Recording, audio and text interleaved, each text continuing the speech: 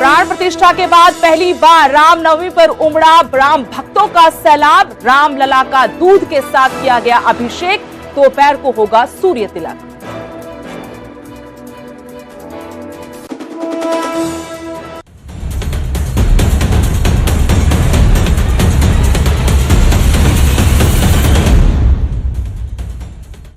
नमस्कार, हरियाणा प्राइम में आपका स्वागत है। आपके साथ मैं स्तेश नैन मोर। बुलेटिन की शुरुआत करेंगे बड़ी खबर के साथ।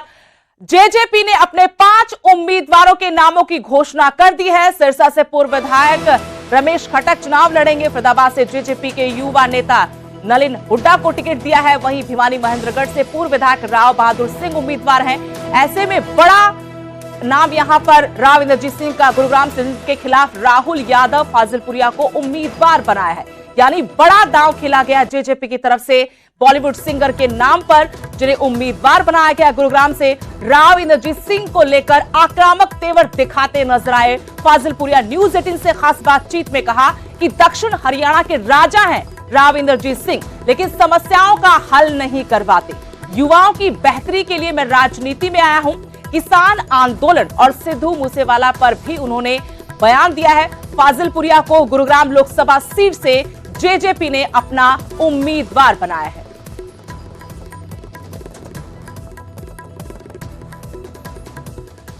राहुल, कौन से मुद्दे हैं जिनको लेकर आप जनता के बीच जाने वाले हैं? सर, मुद्दे बहुत है जो हम बचपन से देखते आए हैं, और जब से तो बड़ा मुद्दा तो स्कूल का आता है, शिक्षा का आता है। अब मेवात की तरफ जाएंगे वहाँ तो बिल्कुल ही नहीं है। और आज गुड़गांव अब बहुत पूरा डेवलप कहते हैं, यहाँ पे भी शिक्षा के नाम पे जीरो है। स्कूलों के अंदर कोई फैसिलिटीज़ नहीं है। प्राइवेट स्कूल के अंदर डोनेशन देकर एडमिशन लेना पड़ता है। सरकारी अस्पतालों की आप हालत देख रहे हैं क्या है।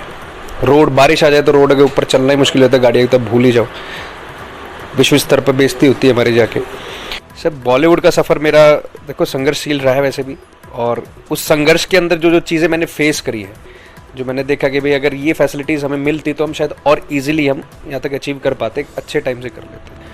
तो वो चीज़ें फेस की, तो इसका हमने सॉल्यूशन निकालने की कोशिश की। तो हमें लगा कि भाई कहीं ना कहीं हमें राजनीतिक मजबूत होना चाहिए। जो हमारे आने वाला यूथ है उसको हम सपोर्ट कर पाएंगे, उनको हम एक सही रास्ता दिखा पाएंगे।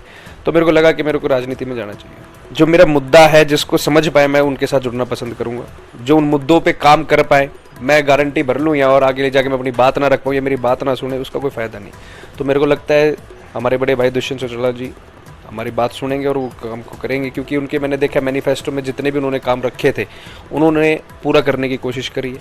अगर फुल फ्लैश हमारी पार्टी होती जेजेपी तो शायद सारे काम अच्छे तरीके से करे जाए। जो किसान हैं, जो विरोध कर रहे हैं, वो किसान हैं या फिर पॉलिटिकल पार्टी हैं?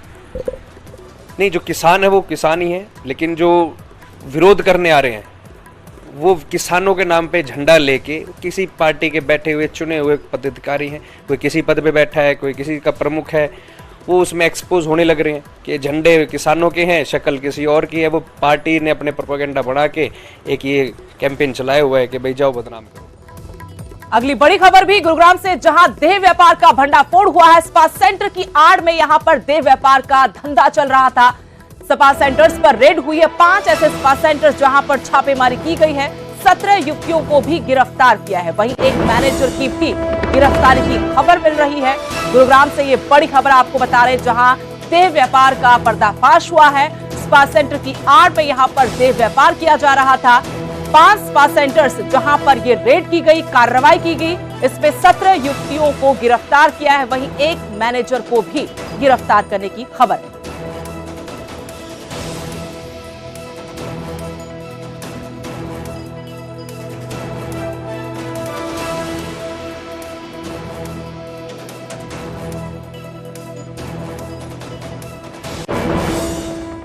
एक बार फिर से रुख करेंगे हरियाणा की राजनीति से जुड़ी बड़ी खबरों का। मुख्यमंत्री नायब सिंह सैनी ने कांग्रेस पर एक बार फिर से निशाना साधते हुए पार्टी को नेतृत्वहीन कहा। उन्होंने कहा कि जिन लोगों को कांग्रेस सुबह चुनाव लड़ने के लिए तैयार करती है, शाम होते होते वो चुनाव लड़ने से मना कर देता है। हालत यह है कि उन्हें प्रत्याशी तक नहीं मिल रहे। सुरजेवाला पर लगे 48 घंटे के बैन पर बोलते हुए उन्होंने कहा कि सुरजेवाला राहुल गांधी के पास बैठते हैं, इसलिए जैसा ज्ञान राहुल गांधी को है वैसा ही रणदीप सिंह सुरजेवाला को है। Thank you. वो अपने समय के अंदर ये काम नहीं कर पाए। आज नरेंद्र मोदी जी ने ये सब काम किए हैं, देश की मजबूती में, देश के 140 करोड़ लोगों की मजबूती में, तो वो ऊट पटांग बोलते हैं, क्योंकि वो राहुल गांधी के पास बैठता है। और राहुल गांधी भी बेचारा जो ये फीड करते हैं, कौन उसको फीड करने वाला है कौन नहीं, हमारी समझ में नहीं है। परंतु ऐसे लोगों के बीच में राहुल गांधी भी जाकर के बैठता है, जो हमारे युवा साथी जो रास्ता भटक गए थे कि वो देश को तोड़ने की बात करते थे, उनके बीच में जाकर के समर्थन करता है। ये जो इनकी सोच है वो सोच ठीक नहीं है। कांग्रेस तो अभी मंथन कर रही है कि हम प्रत्याशी किसको उतारें। वो प्रत्याशी के अंदर सुबह कुछ सोचते हैं, किसी से बात करते हैं, शाम को वो नाट जाता है। उसको मालूम है कि नरेंद्र मोदी जी ने इतने काम किए हैं, जो लोग श्रद्धा से नरेंद्र मोदी जी को तीसरी बार इस देश का प्रधानमंत्री बड़े मैंडेट से बनाएंगे। कुरुक्षेत्र से बीजेपी उम्मीदवार नवीन जिंदल एक बार फिर से चुनाव प्रचार में नजर आए। इस दौरान उन्होंने विरोधियों पर जमकर निशाने साधे। उन्होंने विरोधियों को खुला चैलेंज किया, कहा कि जिस भी चीज में आप आना चाहते हैं मुकाबला करके देख सकते हैं, सारी जगह धुआं ठाकते।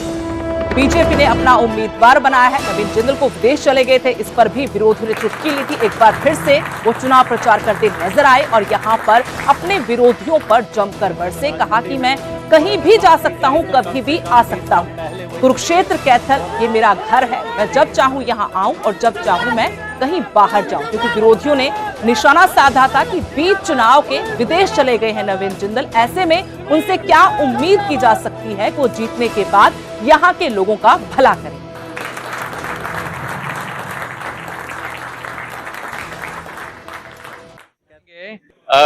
उनकी बात ठीक है। ये मेरा घर है, मेरा जो है घर है, यहाँ 30 साल से मैं आ रहा हूँ। तो जब आदमी घर आता है तो उसको ये नहीं पूछते कि इतने देरी से आया, क्या आया। मेरा घर है, मैं कभी भी आ सकता हूँ, कभी भी जा सकता हूँ। और जो थोड़ा मैंने लोगों को वहाँ मौका दे दिया, मैं बीच में गया था कि थोड़ा बहुत और घूम लें। जो मेरे जो बड़े भाई जो चुनाव लड़ रहे हैं, उनको भी थोड़ा मौका मिलना चाहिए, लोगों से मिलना चाहिए, वो भी थोड़ी भागदौड़ करें, अच्छा है। तो चुनाव जो है जितना कंपटीशन होता है उतना अच्छा होता है। तो इसलिए जो है, और वो जिस तरह की बातें करते हैं, मैं उस तरह की बातों करने में मैं विश्वास नहीं रखता। मैं सबका सम्मान करता हूँ और प्रजातंत्र के अंदर, डेमोक्रेसी के अंदर सबका हक है। तो वो आए, अपनी जो बातें कहनी है वो कहें और लोग जो है वो निर्णय लेंगे। अभी जो है, अभी आप देखेंगे कि किस तरह से जो है नवीन जिंदल अपने सारे भारतीय जनता पार्टी के साथियों के साथ, भाइयों के साथ सारी जगह जो है धुआं बिठा देगा और जगह जगह सारी जगह लठ भी काट देगा। कितने ही मेरे साथ जो मेरे मुकाबले में हैं, मेरे भाई मेरे बारे में कुछ ना कुछ कि मैं उल्टा सुल्टा बोल रहे हैं, मैं लेकिन को नहीं बोलूं, ठीक है। मैं तो उनका सम्मान करूं और किसी भी चीज में आप अपने भाई का, बेटे का किसी भी चीज में मुकाबला करा के दिखा लो। पैदल चला लो, दौड़ लगवा लो, साइकिल चलवा लो, घोड़े चलवा लो, बंदूक चलवा लो, हवाई चलवा लो, फैक्ट्री चलवा दो। और संसद के अंदर जो है 10 साल का एक्सपीरियंस है। वहीं पूर्व मुख्यमंत्री मनोहर लाल ने भी इंद्री में जनसभा कर वोट मांगे। उन्होंने कहा कि प्रधानमंत्री नरेंद्र मोदी ने देश की अर्थव्यवस्था को मजबूत करने का काम किया और 2047 तक भारत पूर्ण रूप से विकसित राष्ट्र बन जाएगा। रणदीप सिंह सुरजेवाला पर बैन पर उन्होंने कहा कि चुनाव आयोग बहुत सख्त है, इस तरह के लोकतंत्र के सिस्टम में इस तरह की भाषा का इस्तेमाल नहीं होना चाहिए। मैं बड़ा खुश हूं कि चुनाव आयोग ने संज्ञान लिया और ऐसे में न सिर्फ रणदीप सिंह सुरजेवाला को नसीहत मिलेगी, बल्कि बाकी नेताओं के लिए भी एक पाठ है। सीमा से आगे नहीं बढ़ना चाहिए, बेल्ट के नीचे नहीं बोलना चाहिए। हेमा मालिनी जी के बारे में अभद्र टिप्पणी की गई थी, मैं उस बयान की अभी भी निंदा करता हूं और चुनाव आयोग का धन्यवाद करता हूं। आयोग बहुत सतर्क है, ऐसी कोई भी गलत भाषा का इस्तेमाल इस प्रकार के डेमोक्रेटिक सिस्टम में वर्जित होता है। मैं बड़ा प्रसन्न हूं इस बात से कि चुनाव आयोग ने एक संज्ञान लिया और इस संज्ञान लेने के बाद न केवल सुरजेवाला बल्कि और लोगों को भी नसीहत हो गई कि एक सीमा से आगे नहीं बढ़ना चाहिए, बिलो दी बेल्ट किसी को हिट नहीं करना चाहिए। और जिस प्रकार से महिलाओं का अपमान जो हेमा मालिनी जी के बारे में उन्होंने टिप्पणी की, बहुत अभद्र टिप्पणी थी, मैं उसकी निंदा पहले भी कर चुका हूं, फिर से निंदा करता हूं और मैं चुनाव आयोग को इस बात के लिए धन्यवाद करता हूं कि उन्होंने इसका संज्ञान लिया। हरियाणा के मुख्य सचिव TVSN प्रसाद ने थानेसर और पीपली अनाज मंडी का औचक निरीक्षण कर गेट पास प्रक्रिया को जांचा। इसके साथ ही गेहूं में नमी की मात्रा को भी परखा। मंडी के आढ़तियों और किसानों को एक बार विश्वास ही नहीं हुआ कि गेहूं की ढेरी पर मुख्य सचिव बैठे हैं। मुख्य सचिव टीवीएसएन प्रसाद मंडियों में खरीद प्रक्रिया की जांच करने के लिए यहां पहुंचे थे, ताकि किसी भी किसान को अपना अनाज बेचने में किसी भी तरह की परेशानी का सामना न करना पड़े। सर मैं तुल दूर मारू रूटीन में तुलते कोई नंबर लग जाता है सर उनके हिसाब से ना। इन्हें वजह से ये रात को आए, फिर अब रात को सोने का टाइम कोई जगह हो। आरती साहब कौन है आप? सिफारिश कर पहले करो। क्यों रात कैसे काटोगे? ना भी नंबर आ जाएगा जी, अभी आ जाएगा जी, नंबर आ जाएगा। 10-11 बजे घर पहुंच जाओगे। देखो जी, अभी तो लेकर आए जी ट्राली में, अभी तो कटेगी प्रधान जी थोड़ा जाता है। मैं ये कह रहा हूँ माल आप वेट उठाओगे, इनका क्या फॉल्ट है? वो सर हम लोग पेमेंट उसकी करते हैं, उसके बाद ये डेट वेट आता है। अब ये आए हैं, इनका वेट कब होगा? इनको एस्टिमेट गेट पे मिल गया होगा सर, बट एक्चुअल वेट तो जब यहाँ पर गेट पर कट जाएगा सर, उसमें इनको पता चल जाएगा सर, उसी को बेसिस पेमेंट तो जी नहीं सर, और लिफ्टिंग भी होती है।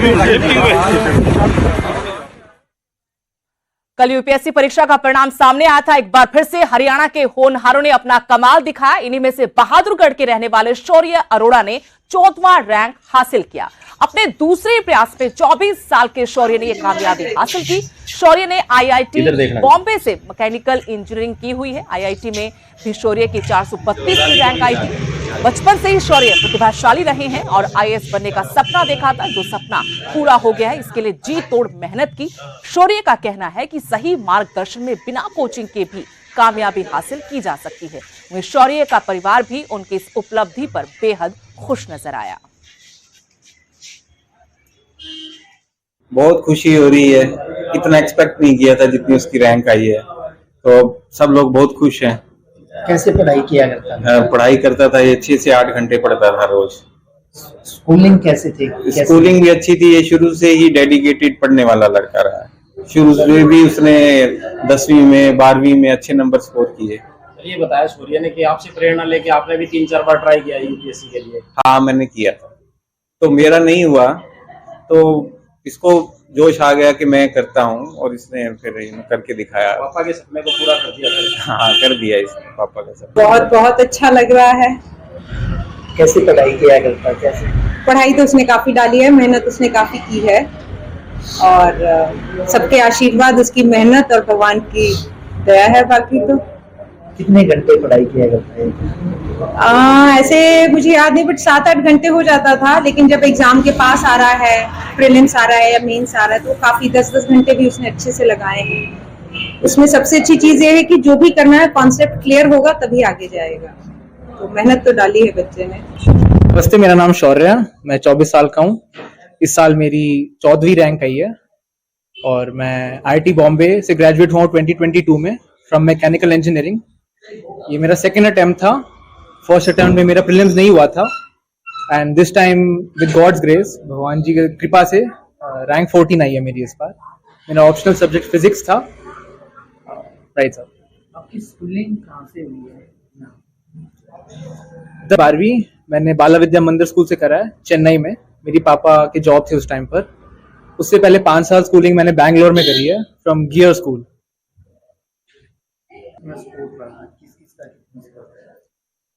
घर वालों को बहुत बहुत ज्यादा सपोर्ट रहा है। मम्मी पापा हमेशा सपोर्ट करते थे, बिगिनिंग से लेकर एंड तक। हर चीज में मम्मी पापा का बहुत बहुत ज्यादा योगदान रहा है, और उनके सपोर्ट के बिना मैं आज यहाँ नहीं होता। गुरुग्राम की सुमन यादव ने भी यूपीएससी में सफलता हासिल की है। दूसरे प्रयास में सुमन 170वां रैंक हासिल किया। बेटी की सफलता से गांव में भी खुशी का माहौल है। सुमन ने अपनी 12वीं तक की पढ़ाई गुरुग्राम से की थी। पिता बताते हैं कि बेटी ने इस सफलता के लिए कड़ी मेहनत की है। रिजल्ट आने पर पूरे गांव में खुशी मनाई गई। मैंने जनवरी 2021 से सीरियसली पढ़ाई शुरू कर दी थी। 2019 में मैंने, जब मैं कॉलेज में थी, तो मैंने सोचा था कि मैं इस स्ट्रीम में जाऊंगी, और मेरे पेरेंट्स का पूरा सपोर्ट रहा। उनकी वजह से ही मैं यहाँ पे पहुंची। मेरी फर्स्ट प्रेफरेंस आईएएस है, सेकंड आईपीएस है, मेरा पूरा रहेगा कि मैं गुड गवर्नेंस में अच्छा काम कर सकूं, और बाकी मेरा ज्यादातर ये रहेगा कि मैं बच्चों के लिए काम कर सकूं।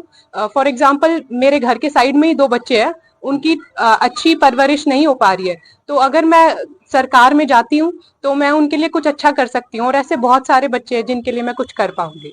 मैं बहुत ही नॉर्मल लड़की हूँ, मैं सारा घर का काम करती थी और ऐसे घर में ही रहती थी, अपना सेल्फ स्टडी ही करती थी। 8 to 10 आवर्स मैंने पूरा अपना डिसिप्लिन से बना रखा था, पूरा शेड्यूल, और मेंस के टाइम पे थोड़ा सा टाइम इंक्रीज हो जाता है, और बाकी बहुत ही नॉर्मल प्रोसेस होती है, सब कर लेते हैं। खुशी का माहौल ऐसा है कि वो जताया नहीं जा सकता, कोई पैरामीटर ऐसा बनाया नहीं गया जिससे मैं बता दूं, पर जो अपार खुशी होती है, जो हमने सुना है कि अपार खुशी एक वर्ड होता है, वो खुशी हमें मिली। हमारे परिवार का पूरा सहयोग रहा, गांव का सहयोग रहा, और हमें बहुत खुशी है कि हमारे घर से एक मेंबर यूपीएससी क्लियर करके एक अच्छी रैंक के साथ सक्सेस हुआ है, और हम उम्मीद करते हैं कि हमारे इन्होंने एक पहल जो स्टार्ट किया, हमारे बाकी बच्चे भी इसमें पूरा सपोर्ट करेंगे, कोऑपरेशन रहेगा। महम में कल दिन दहाड़े सरे बाजार बदमाशों ने गोलियां चलाई थी। अब इस मामले में पुलिस ने टीम का गठन किया है ताकि आरोपियों को जल्द गिरफ्तार किया जा सके। पुलिस के हाथ हालांकि अभी तक खाली। करनाल में भी कैथल रोड पर बदमाशों ने फायरिंग की। बताया जा रहा है कि चौखट की दुकान करने वाले दीपू नाम के युवक पर यह गोली चलाई गई थी। गनीमत रही कि गोली किसी को लगी नहीं। गोली चलाकर बदमाश वहां से फरार हो गए। गोली चलाने की वजह भी अभी तक साफ नहीं हो पाई है। गोली चलाकर बदमाशों, जो गोली चलाने आए थे बदमाश, उनका वीडियो भी सामने आया है। सीआईए की टीम मौके पर पहुंची, पूछताछ के लिए दीपू को भी अपने साथ ले गई। देखना यह होगा कि मामले में आगे क्या बड़ा खुलासा हो पाता है। मेरे पास फोन आया, पापा यहाँ तो गोली चल गई। उसी टाइम में भाग जाया यहाँ जी। ये दुकान पे बढ़ा के ना, ये गाड़ी में बैठ के लगे तो 2 बंदे बाहर होंगे कोई, तो हमने पता नहीं 2 बंदे बाहर वो गाड़ियों में घुस गए।